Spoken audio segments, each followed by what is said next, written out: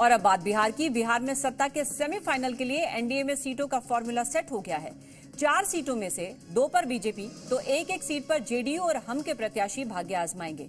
अब इंतजार प्रत्याशियों के नामों का है, जिसकी घोषणा भी जल्द होने की संभावना जताई जा रही है। 4 सीटों पर उपचुनाव, कौन जीतेगा दांव? 4 सीटों पर एनडीए का सेट हुआ फॉर्मूला, 2 पर बीजेपी, एक पर जेडीयू और हम।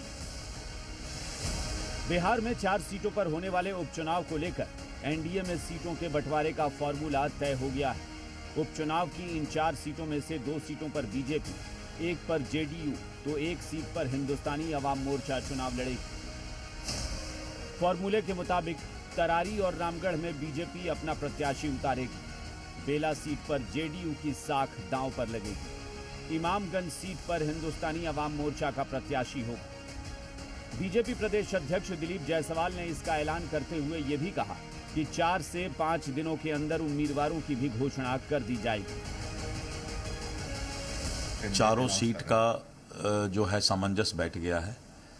रामगढ़ और तरारी में भारतीय जनता पार्टी चुनाव लड़ेगी, बेलागंज से जदयू चुनाव लड़ेगी और इमामगंज से हम चुनाव लड़ेगी।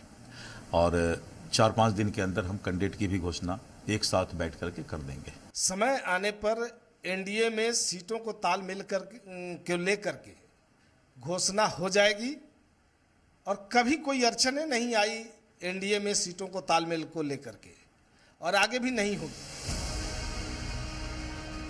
अगले साल बिहार में विधानसभा का चुनाव होना है, लेकिन उससे पहले 4 सीटों पर सियासी साख दांव पर लगी। देखना है इस जंग में किसकी जीत होती है। पटना से रूपेंद्र के साथ ब्यूरो रिपोर्ट, जी मीडिया।